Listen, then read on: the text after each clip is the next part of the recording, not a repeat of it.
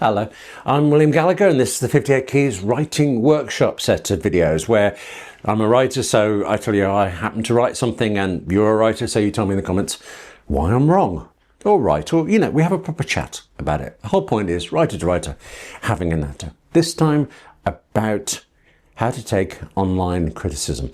It shouldn't necessarily be online, it's any criticism really, but it tends to be online or reviews of your stuff, things like that. The one sort of criticism I'm not talking about is when I give you a manuscript of mine before it's finished and ask what do you think. That kind of advice criticism, that second pair of eyes help. I mean, it's done, it's finished, it's out. Complete strangers read it and diss you in the comments for it. Here's how you deal with that. Yeah, just be a pro about it. Don't believe the really bad stuff, don't believe the really good stuff. Just keep going with things. Now, if somebody's gone to the trouble of criticising your work, it seems sensible, it seems even just good manners to do them the courtesy of paying attention, but it isn't. And I don't mean that, I'm not trying to be dismissive of online commenters and things like that. It's just, there is a difference between a writer and being a reviewer. I mean, I've done a 58 Keys writing workshop video on how to write reviews, and I mentioned in it how often people they're full of their own opinion rather than whatever the book is about. They often haven't read the book and things like that. We as writers can be on the receiving end of that. We can get very bad reviews about things. And you do kind of have to, I mean, there are people who don't read their reviews or say they don't anyway, but most of us can't resist a peek and we will get affected by it. Good or bad, we will be affected by it. I just want to suggest that as rude as this is going to sound, this is the practical answer. You don't really pay a lot of attention to it. No. Let me try to, okay, let's see. This is all of the reviews of your latest book between there and there. Yeah, this many, I mean, actually that many, haven't read it at all. I mean, they're literally writing it without having seen it. And this seems to be getting worse, actually. I'm getting this huge amount on articles that I've been writing recently. There'll be a comment on some social media platform saying, you forgot to mention this, or the reason for that is this. And I've now got a text expander snippet that says, yeah, that was the point of the article. I mean, some of it is, read paragraph 1 and you've got it. And oh, gorgeous thing. Sorry, quick side story. I can't remember when this was now, but National Public Radio in America did this gorgeous thing, and I'm suddenly thinking it might have been PBS instead. PBS or NPR, I think it was NPR. Around April Fool's Day, they did some big article with the headline saying something along the lines of, Americans can't read anymore, or Americans don't read anymore. NPR and PBS, they're US publications. It was basically insulting their audience. But line 1 of the article was, yeah, we know, it's a bit more nuanced than that, but just don't comment. If you've read this bit, don't say anything. Let's see what happens. And what happened was hundreds of comments of people criticising NPR or PBS, whichever one it was, for such a terrible article that without question, it was impossible that they had read it. Now, actually, it kind of fell apart after a bit because some of the people who had read it tried to be funny, tried to add in comments. And when somebody tries to top a joke and they don't really manage it, it was like that. So it just died away. But the idea was great. The execution was brilliant. The start was very funny. And it's really common with everything. It is shocking to me what proportion of reviewers have not even opened the book or watched the film or whatever it is. Now, I've written a lot of reviews. I mean, thousands and thousands of reviews. Is it something in me that that's how I recognize it? I don't know, but I do recognize it. And so I can kind of dismiss 70, 80% of reviews just of no value at all. I think they're of no value to anybody. They're just filling up words because somebody feels important, but they're of no use to me at all. And then you're left with the rest.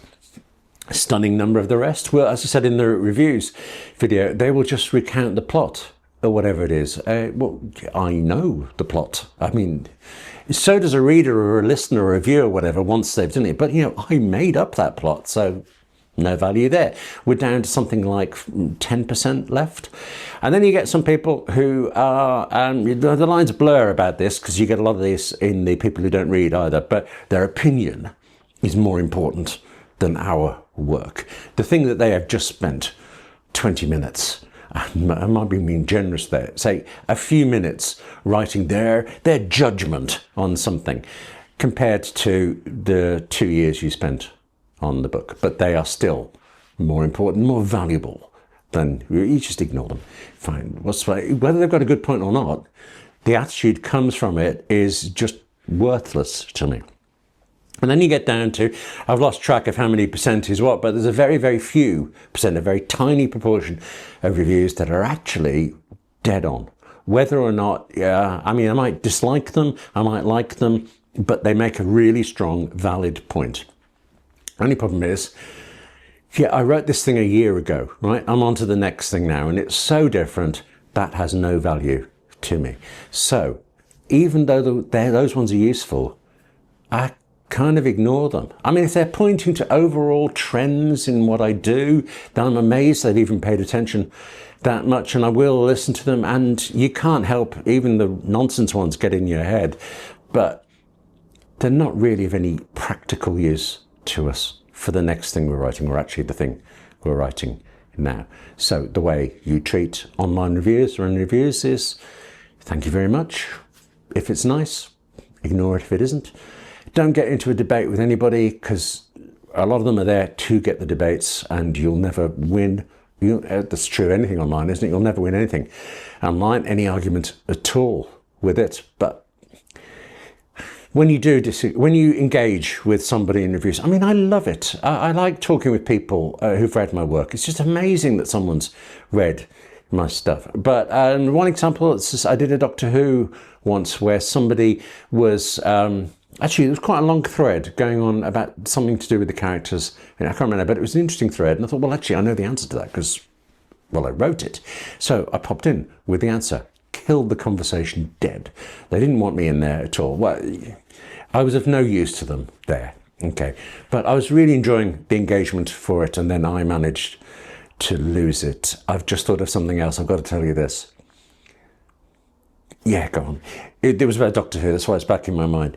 I can't remember the details now, but I used to write Doctor Who radio dramas for Big Finish under license, BBC, all this stuff. Tremendous company, great. I'm very proud of that stuff. And I can't remember which one I did was this, but I read thousands and thousands of words of analysis of one of my Doctor Whos. And the premise was of how brilliantly I had it's not emulated, a homage, that's it, that I played homage to this incredibly famous science fiction film of, I think, the 60s or 70s, or it might have been a book around that time. All the way through, my entire story was riddled with these references that only I suppose the previously well-read intelligentsia could get. Small problem, I'm not part of the previously well-read intelligentsia. I'd never heard of this science fiction thing. So I enjoy that. I remember having it with a sandwich to get, this is like a religious tract about writing, totally wrong, of no value at all, but I really enjoyed it. So that's some value. Actually, that was some entertainment value. Get it where you can take it. But otherwise, just press on. The serious point here, I know I'm sounding like ignore everybody and just keep going, because broadly speaking I am, but there is a difference, you know? There's a difference between you creating something and someone else just commenting on it. And I have been a commenter. I've worked in that field. I see the value of it, but I also see that it is different. And that difference is why you shouldn't pay it too much mind. Please leave a review please leave some comments in the bottom about any experience you've had, if you wouldn't mind, because the whole point of this, I mean, if you don't comment, then this is just me going off on one, and I don't appear to be stoppable, but you could have a go in the comments, writer to writer, having a chat. But in the meantime, that's it for this episode of the 58 Keys Writing Workshop videos. Now go away, write more. Go away sounded so rude there. I mean, go away back to the keyboard. Write some more. Stop watching me. Stop watching YouTube. Write something more. It's important for us, isn't it? And take care of yourself. I actually think writing is part of taking care of ourselves. And I'll see you soon.